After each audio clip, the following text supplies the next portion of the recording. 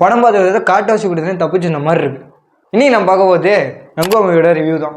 வாங்க வாங்க. Welcome back to our channel. இதான்டா சினிமா. படத்துல பாசிட்டிவ்னு பார்க்கும்போது சூர்யாவோட பெர்ஃபார்மன்ஸ் அப்புறம் விஎஃப்எக்ஸ் டாப் நாச்சா இருந்துச்சு. அவ்வளோதான் படத்தோட பாசிட்டிவ்.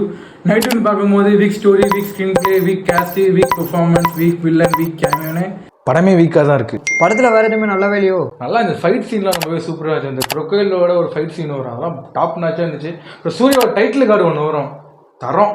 படம் நல்லா இருந்தால் திஷா பாட்டினி இறக்கி விட்டாங்க போல. இல்லை சாங் வேற யோலோ ஓலோன்ட்டு. யோ நல்லா தானே இருந்துச்சு யோலோ. நீ அதுதான் வந்திருப்ப.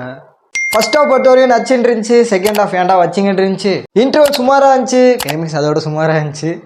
கேமியோலாம் கன்றாவி. பாட்டு வைக்கிறாங்க மச்சி, காட்டு நெருப்பு ரேஷன் பருப்புன்ட்டு. அது கூட பரவாயில்ல, பச்சை இல்லை. ஆமா பச்சை. போற ஒரு இடத்துல எல்லாம் 1000 கோடி 2000 கோடின்றான்டா. First collection 8 கோடிடா. கோடி இன்னும் 998 கோடி தேட்டரே இருக்காது மச்சான். சிவா வந்தாப்புல வரல, ரஜினி வந்தாப்புல வரல, யாருமே வராம வந்துவிட்டு இதுல பானு டயலாக் வேற. போ. இதை பார்த்துட்டு சூர்யா ஃபேன்ஸ் எல்லாரும் எங்களை கழுவி ஊற்றிங்க. கமெண்ட் பண்ணுறவங்களுக்கு வேலை இல்லை, ரிப்ளை பண்ணுறவங்களுக்கு டைம் இல்லை. இது மாதிரி சினிமா பற்றின அப்டேட் சொன்னா இதான்டா சினிமாவை லைக் பண்ணுங்க, ஃபாலோ பண்ணுங்க, ஷேர் பண்ணுங்க. நெருப்பு மாதிரி இருக்கும்.